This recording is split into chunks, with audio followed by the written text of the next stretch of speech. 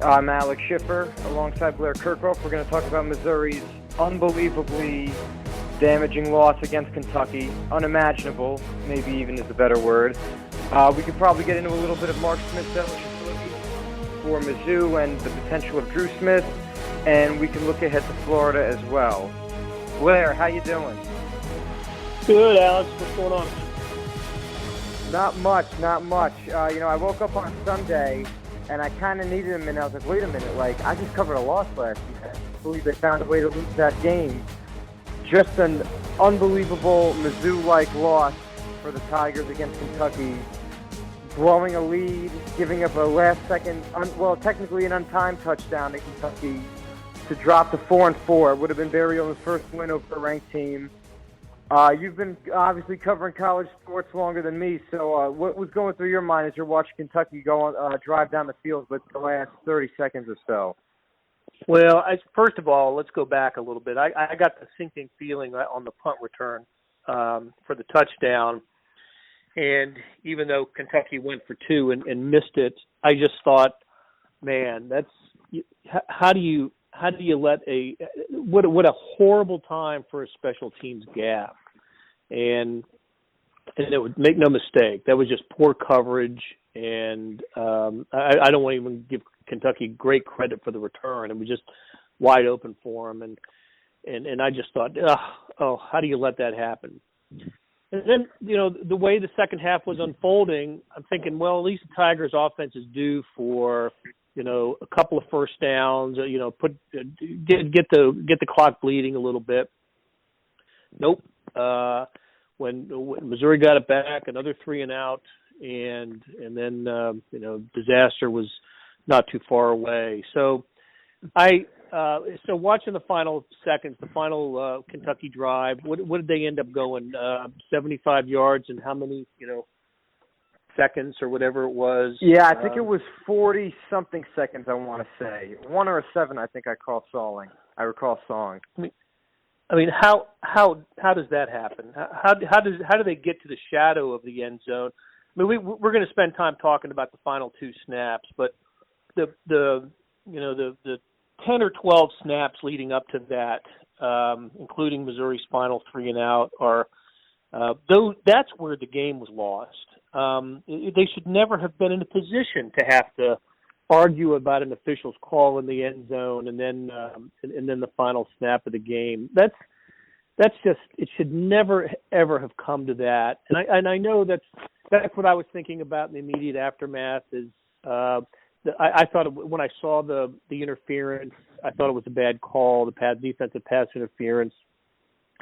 And then on the final play, it was a well run, well executed touchdown pass, and you tip your hat to Kentucky on that. But I was just, and I'm sure the coaches are breaking down film and the players themselves looked at what happened before those final 2 snaps, and to me that's where the bad feeling should be. Not necessarily how the game ended, but how it began to end for the Tigers, and how they ever put themselves in a position to let Kentucky in that game. Because as good as Kentucky's defense was in the second half, with all those 3 and outs, Missouri's defense was even better. I mean, it was just playing fantastic, and then you put it on the defense at the end of the game to win it, and they couldn't get it done. So it was whereas the South Carolina loss was jaw dropping and almost bizarre in because of the weather delay and everything that happened. The game was on the road. It was a toss-up kind of game anyway, I think, from a betting line standpoint. Missouri was a touchdown favorite against Kentucky. They were the better team for all but the final 5 minutes, and then they let those final 5 minutes get away from them. And it's a gut punch loss that I don't know. I think if there's an end to Barry Odom's career that's sooner rather than later, I think we'll look back on the Kentucky game as maybe the beginning of that. Yeah, I have a couple thoughts on it. Actually, to talk about rewinding further, I think you could kind of see some of the problems from this game start at Purdue when I was with you, where Mizzou dominates the first half, the defense needs to get a stop, and they don't. And Missouri gets the ball back to start the second half, and if they score both times, they run away with the game, and we don't see all the dramatics. The same thing happened against South Carolina, where Mizzou was in control in the first half. They had a chance to score. Defense couldn't get a stop. The monsoon hits the third quarter. The whole dynamic of the game changes, and they end up losing. And, Saturday to me, I wrote in my story how a lot of this was a similar recipe, except the defense came through for them. I mean, they just needed a field goal in the second half to give them a little bit more breathing room, and they couldn't even get they didn't even get in the red zone really in the second half. And against South Carolina and Purdue, obviously they were living back there. And even you look at the Georgia game, I kind of left the Alabama game out of this because it's Bama, but against Georgia, they can't get out of their own way, it seems like. And, I think there's plenty of blame to go around, as you said. I don't think Derek Dooley really tried to do anything different or even a trick play or some different kind of formation or get somebody else in the action to try and change the dynamic of the offense in the second half. Again, as you said, the defense was unbelievable. I mean, they held Benny Snell about 67 yards rushing. I thought a good day for the offense would have been if they held Snell to 80 yards rushing, 85-90, because he's averaging about 120-30 a game. I thought they played out unbelievable. They didn't give up a touchdown until the last play. And I just thought that Drew Lock was not very good. There's been some Phillip Rivers comparisons about him in the past couple of weeks where he abuses the box score with a less caliber defense, but when a legit one he's faced with, he doesn't do as much. I thought he was decent in the first half. I thought he didn't throw for any touchdowns, but the where they were on the field and what the defense was giving him, it made sense to run the ball. But I think this was a knock on Drew Lock's resume. I thought Barry Odom, and we'll talk about the final two plays shortly, but I thought Barry Odom and Derek Dooley both didn't really do much to change the dynamic or try to do something to stimulate anything out of the offense in the second half. And as you said, some people have said that South Carolina would be a game you point to as the beginning of the end for Barry. I think you can make a case still for South Carolina compared to this one just because they had so many similar issues in both games, and they can't win close games essentially except for the Purdue game. It seems like is the common theme here. Well, this was the game to offset South Carolina when you hold off a 12th ranked Kentucky team, and that one was going to for your first conference win, beating Kentucky was going to offset it, I guess is the best word, but it would have kept Missouri on a nice path to a record that met a lot of people's preseason expectations. And I don't know if that's possible for the Tigers now I think we're just looking at get to bowl eligibility and get the best bowl you can find. But I've got the drive charts in front of me here. Missouri's first 4 possessions go 10 plays, 10 plays, 9 plays, 10 plays for a total of about 200 yards. Their next 8, and we know what happened starting in the third quarter. All of them 3 and outs. A couple of them, and I was watching on TV. You were there. There were a couple of times when they were facing a 3rd and 1, and I thought, maybe you just you take the game by the throat right here. You get you run a little your best play, your best design play, and even though you've been stopping Kentucky the whole day, let's win the game by converting a 4th and 1.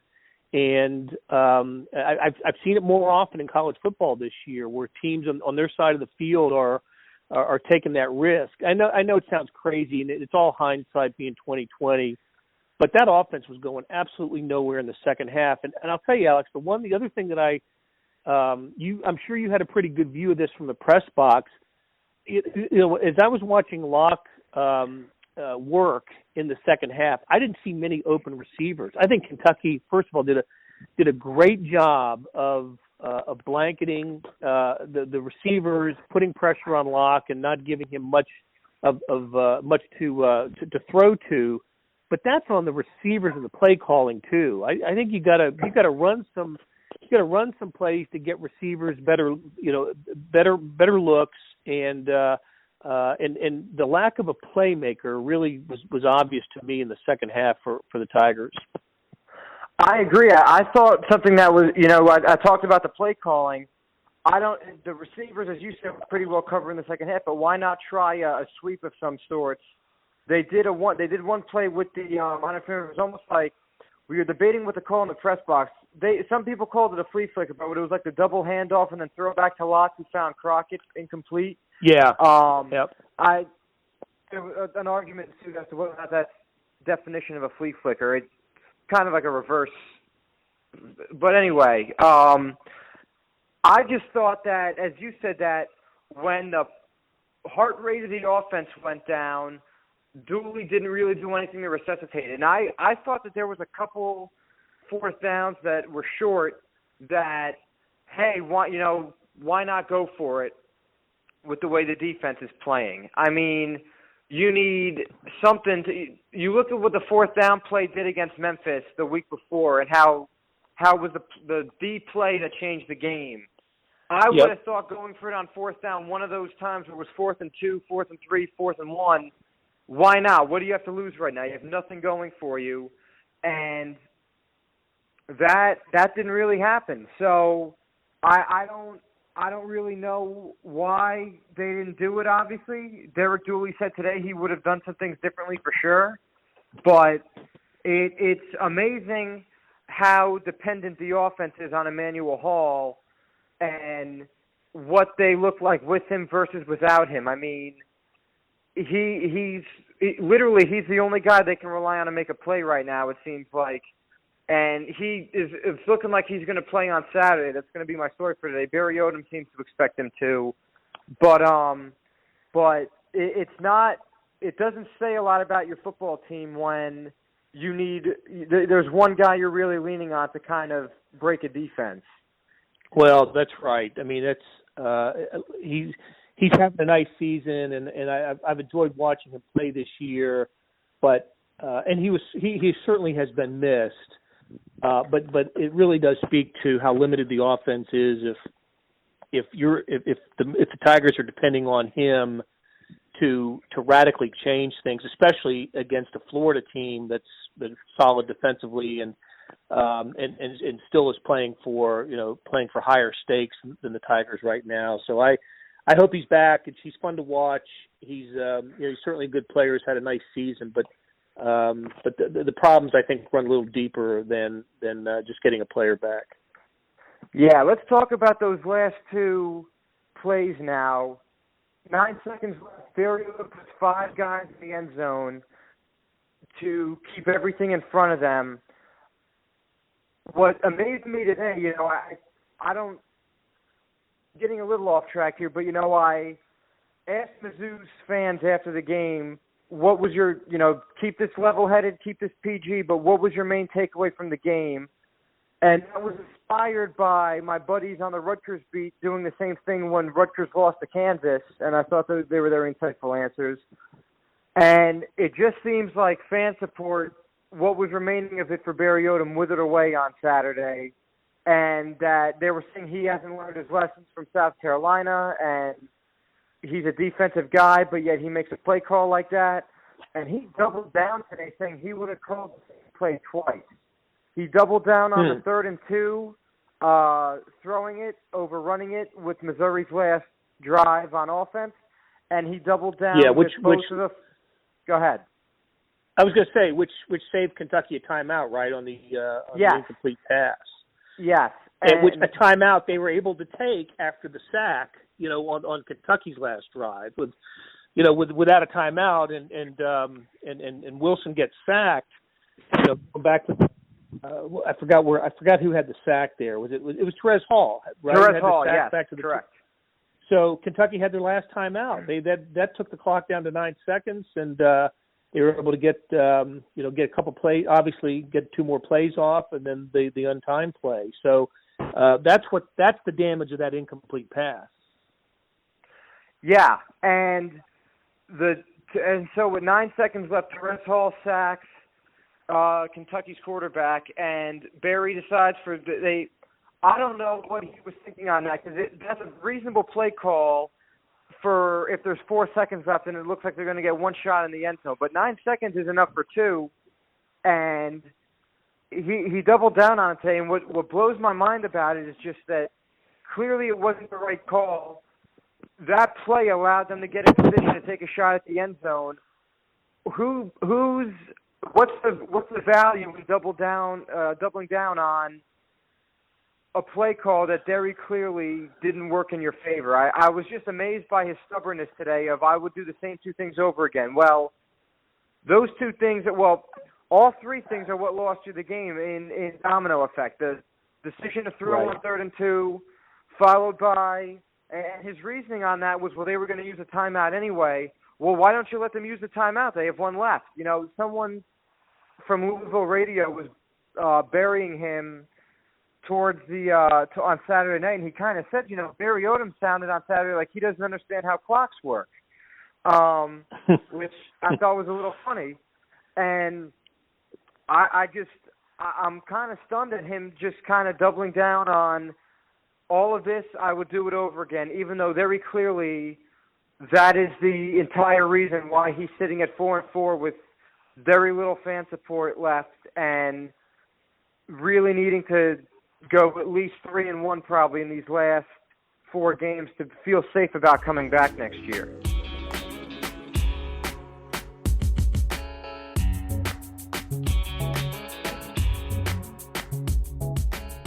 Hey, it's Blair Kerkhoff, and if you're listening to this, you love Kansas City sports, whether it's the Chiefs, Royals, Sporting, Mizzou, KU, or K-State. And no one covers these teams like the Kansas City Star. If you currently subscribe to the paper or have a digital subscription, thank you for your support. And if you don't, here's a great offer. It's called Sports Pass, unlimited digital access to every sports story and video on kansascity.com. And it's just $30 for the first year. It's the best sports value in town, just 8 cents a day or $2.50 a month. You can't beat that. Subscribe now at kansascity.com/sportspass.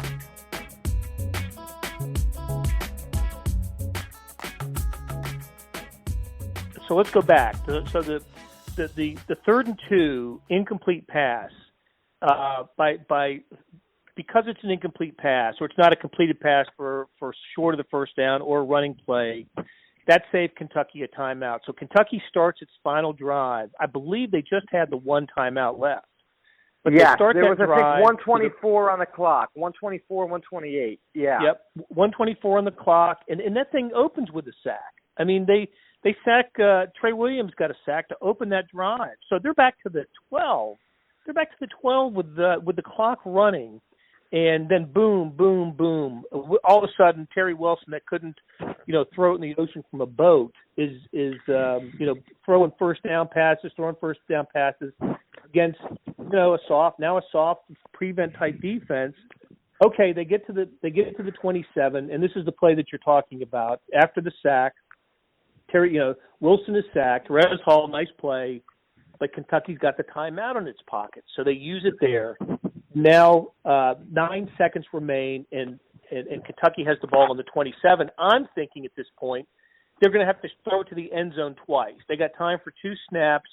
Go ahead and just take 2 shots at the end zone. Maybe you'll get a pass interference and get lucky on this. But no, I think, and I didn't see. I guess I didn't see what Mark Stoops said about this, but they go, they don't go for the jugular there. They have a route along the sideline and completed, goes out of bounds to 10. It gives them enough time for another play because Missouri took a chance on defense there. The chance failed. Of course, another sack there ends the game, but Missouri doesn't get the sack. It's a quick release, ends up getting the Kentucky down to the 10, and time for one final play at the 10, and then we know what happens after that. The pass interference, which was just, the more at the moment that play happened, I thought, wow, they threw the flag. I guess that could have gone either way. The first replay I saw, no way that ball's going to be caught in bounds. I mean, there's just the pass was so far. It was a nice catch, but he was clearly out of bounds when he caught it. But then okay, flag on AC. I guess I guess that could be. And then I see the other, another angle replay, and just a bad call. Everything else is going wrong for Missouri at this point. So that's the capper. That was just a poor call. But the fact that it came to that for Missouri, you cannot let Barry Odom, Derek Dooley, and anyone else off the hook with that call. That game was lost before then, but I got to say it was a bad call. Yeah, with going back to the 5 in the end zone, I understand the logic of having a few guys in the end zone, but maybe drop 3 in the end zone and keep 2 guys in front of you to prevent a gain from that. That I think it was 25 yards or might have even been a little more that the guy went for. I just don't understand why you needed 5 with that much time left. And then I agree. I thought the PI call was horrible. Barry Odom did not. He was asked what the SEC said about the call. He said he hasn't gotten feedback, and he didn't really. I thought, again, maybe not stubbornness this time, but I thought he would have had a good chance to defend DeMarcus Acey today, and he just says, I wouldn't do anything different on that. I thought his technique was fine. But I would have been a little more, that was a bad call, and a little more vocal on that, because, I just think perception-wise, he's just not doing himself any favors. But I agree that it was a bad PI call, and it amazes me that it, as you said, it came to that. And that's why I think from our perspective, even in South Carolina, just Missouri was playing too well to let that happen and get to that situation. So, yeah. But again, go ahead. That whole drive, if you put that drive on a reel and just watched, Terry Wilson just pick apart Missouri after he had been no factor really in the game, no factor at all. It was just to see him pick apart Missouri in that last drive. That's you've got to question what Missouri was doing defensively, and here's the head coach who's the defensive minded head coach, the guy who's supposed to know defense, and how Kentucky was able to fly down the field and put itself in a position to win that game is it's on him. It absolutely is on Barry Odom. Transition for the rest of the season. They have Florida, number 13 on Saturday. My first trip to Gainesville. I was looking at Florida. I was looking at Florida the other day, and the thing that I can't really understand about them, I've only watched them a little bit this season, but they seem like a solid team, but there's just nothing that they really stand out about nationally. You look at they have good tailbacks, they have a good quarterback, they have a good defensive line, but none of those guys are All-Americans or ready-made NFL first-round picks. And, I was looking, they're like in the 50s in total offense and and I think in the 30s in total defense. Their passing defense is 12th in the nation. That's the best stat I could find for them in terms of a big picture idea. So it seems like they're a good team, obviously, but there's not one thing that they do particularly well or have one, Memphis and Kentucky were known for having good running backs and a good ground game.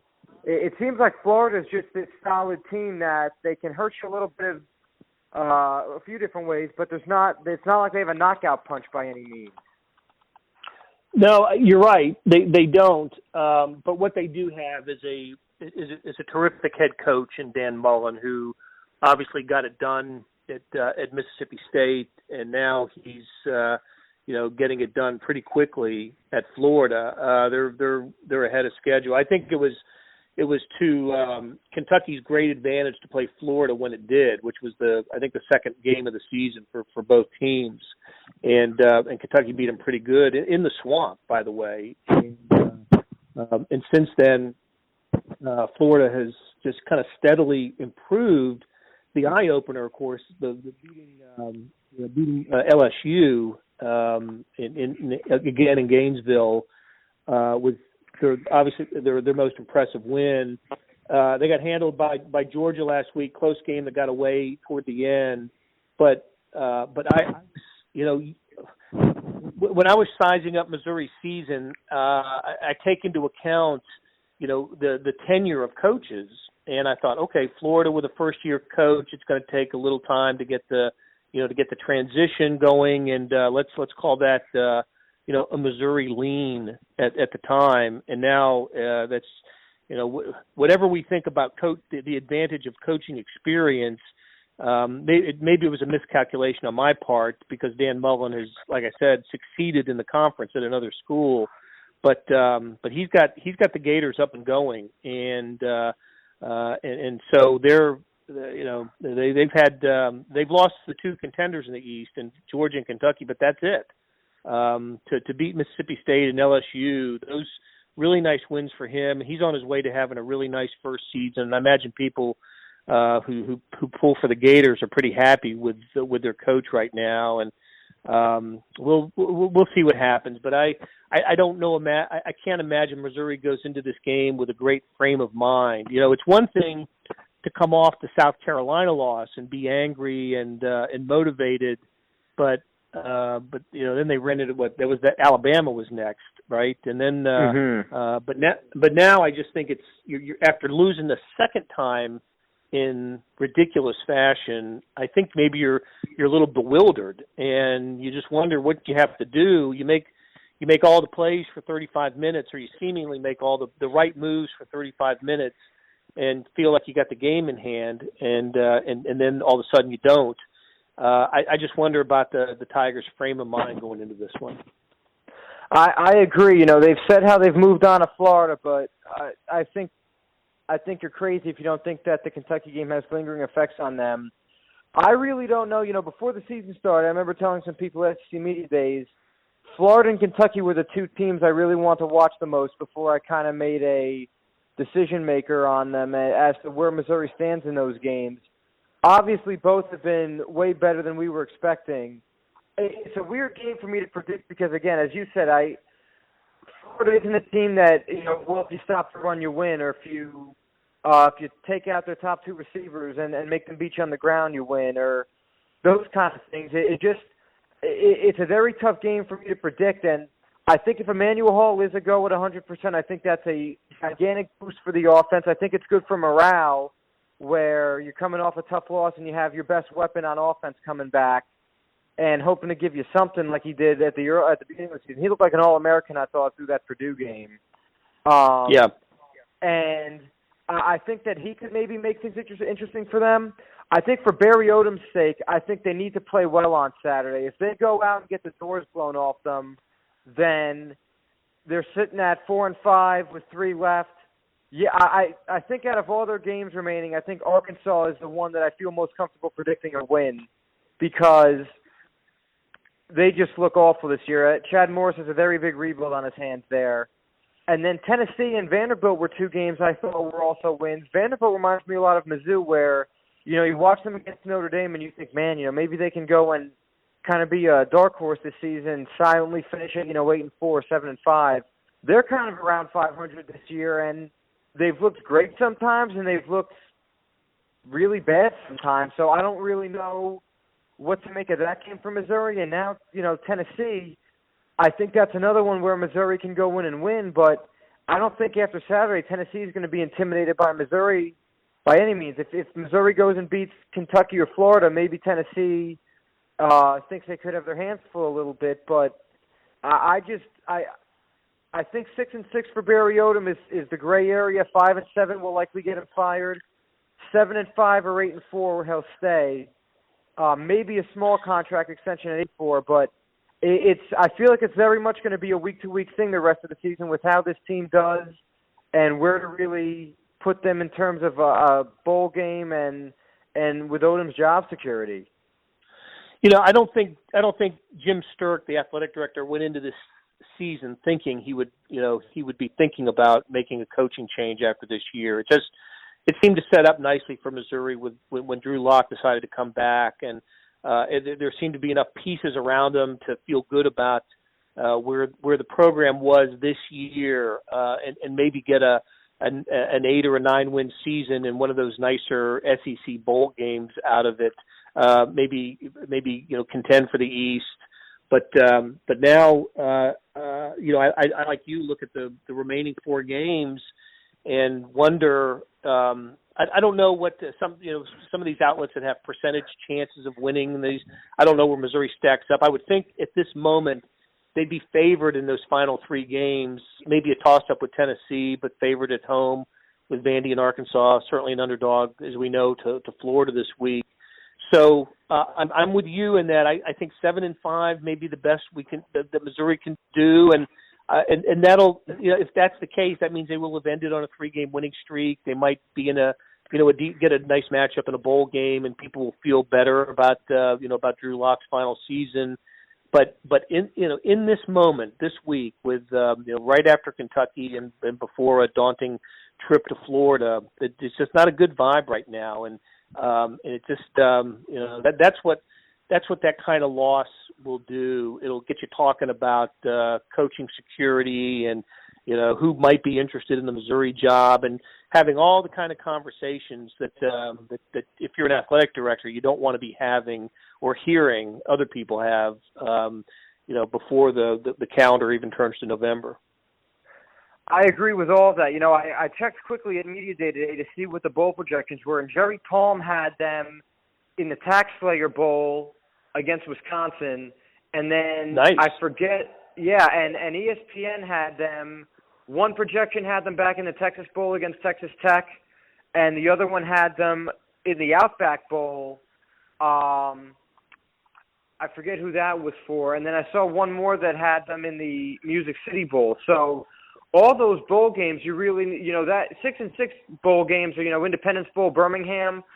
The Outback Bowl almost made me think for them to make the Outback Bowl, they need a couple things to go their way and finish 8-4. I mean, if they were to wind up in the Outback Bowl, you get a New Year's Day bowl game given that they should have had 10 wins. That's ridiculous if they were to finish that way. But it just seems like from the national perspective that people are pretty optimistic about them getting a 7 or even 8. Well, there's also, think about this, and the guys who do the projections that I know, I mean, they've been doing it for a while, and they understand that there's value. There's a couple things going on there. One is, these bowl games don't want the same teams in them for 2 or 3 years in a row, so you get a little bit of shuffling that way. But also, Missouri has an attraction in their quarterback, and if Drew Lock's going to, continue to be projected as a first-round draft pick or an early-round draft pick, that's a ticket-selling commodity that bowls can use in their communities where they really need to sell tickets. A bowl game, they're going to sell X number of thousands of tickets to each of the participating teams, but they really want to be able to sell the game locally. And Missouri has a draw this year in Drew Lock. So I think when you see projections for Missouri, it may end up being like one bowl slot higher than maybe their record is because of Drew Lock, and it's a possibility. I don't see him going back to the Texas Bowl. It's happened. I mean, teams that go to bowl games the same place back-to-back years, but bowls try to avoid that. And so as you're thinking about where Missouri might end up, assuming they get bowl eligible, that's a factor that you want to consider. Yeah, there is a business side to it. I don't want to make this too much of a hypothetical, but everyone that said to me about how Barry could go this season. A couple thoughts on that. The SEC had a ton of coaching turnover last year between Dan Mullen switching schools. Tennessee made a new hire, obviously. Texas A&M, Arkansas, there was a ton of turnover. So Missouri would be one of the more lucrative jobs open. They do have the South End Zone renovations to sell.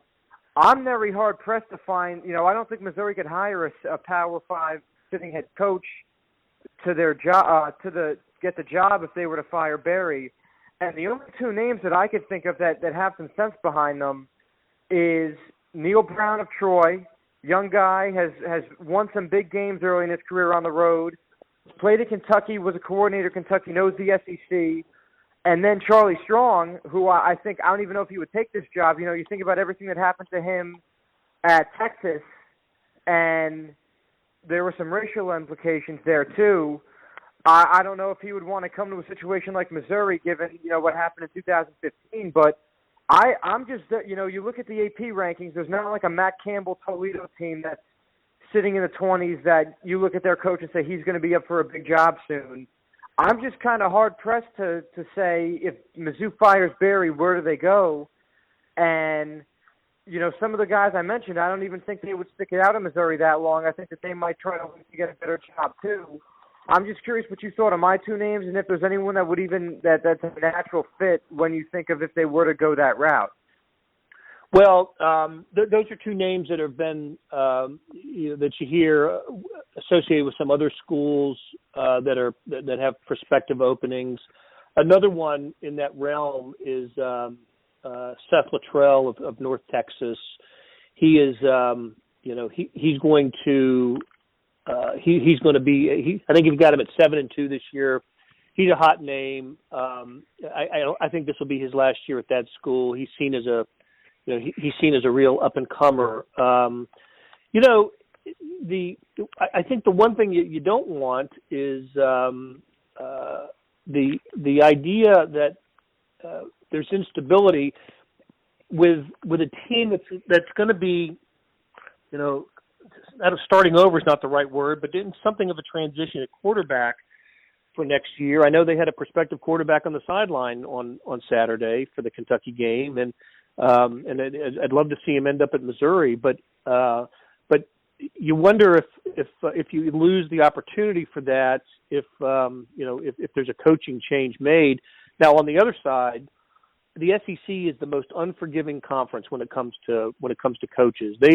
This league will fire a coach if it's in a couple of years of bowl games it doesn't like. It's a tough league, and you better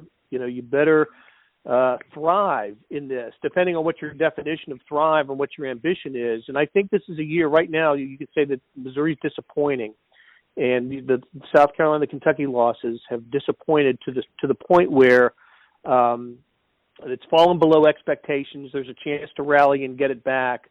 But SEC teams have made coaching changes in situations like the one Missouri is possibly facing this year. But again, instability. Unless there is a guy who is instant credibility, Les Miles or somebody like that, you basically start over, and you're starting over. It puts you right at the bottom, and it's tough to. It is an unforgiving conference, and you don't want to be anywhere near the bottom. I agree. Before we predict our scores for the week, quick basketball news. Friday night, we find out that Mark Smith from the Illinois transfer is immediately eligible. It's the second time Konzo's dropped Friday night news on us. I have to have a talk with them. When they landed that kid, Christian Guest, all the beat writers were out exploring Purdue together. We all kind of made a pact that we weren't going to write until the morning because we were all like, come on, Konzo, like 11 p.m. really? And now we find out around 8, 9 o'clock that Smith is eligible. To me, the biggest news out of this is just that it's another body Konzo has. I mean, with KJ Santos injured and Jonte Porter out for the year, they were looking at 9 scholarship guys right now. So to just get back to 10 until KJ gets healthy, and I think, Jonte's not the type of player, as we said, that you replace with one guy, but I do think that Smith kind of helps alleviate some of the scoring and the passing issues they had from Jonte's injury. Yeah, I mean, what are the other options at guard? I mean, for in terms of players with experience after just Jordan Geis, really, yeah. So after Jordan Geis, that's at least you've got an experienced body there. And what did he average? About 6 points at Illinois as a freshman. Yeah, 6 and 4. It was good. Okay, so this is really good news for Missouri. I was a little surprised to see it, but look, they got a break from the NCAA on this Smith. I don't know about the other Smith, but on this Smith they got a break, and I was happy to see that. Yeah, I don't know what it does to change the perception of the season, you know, as I've told a lot of people, I really think that this is a team that next Tuesday when we see them on election night and really through the non-con, I think it's going to really change by the week as to what we think of them. I mean, I think some weeks, if they go up to Iowa State and beat Iowa State, I think, well, maybe, okay, they could look good for the NIT. I just think it's very, very early to kind of talk about them back in the tournament picture, even getting him, because I think Jeremiah Tillman has to stay on the floor, Torrance Watson, everyone kind of has to pick up the load. As for Drew Smith, you know, there was a column written the other day about Evansville seeming to be the holdup. People are, you know, I saw Mizzou fans tweet at the Evansville AD, and I think the university president got a couple of those. Evansville's just doing its thing, you know. I mean, I don't think that this is that unique of a situation by any means. I mean, the kid was going to sit out for a year, and Evansville seems to be holding him to that. I understand that the coach left, and he wouldn't have left if they didn't fire him, but the NCAA, it's honestly, I just kind of shrug with some of these cases now because you see a ton of other kids that have gotten immediately eligible because of this. I think that the NCAA would kind of get some people off its back if they just kind of made it a universal thing or really eliminate a lot of the gray area with all this instead of making it a case-by-case basis. But if Missouri got him eligible, I think that it'd be great for them to make the NIT. I think we'd have to get an answer by the end of this week as to whether or not they change course on that. I think he's appealing, but I mean, as you said, you know, I don't know how good of a shot he has. I was already shocked by Mark Smith, and you know, Evansville's. I don't really think that they deserve this whole.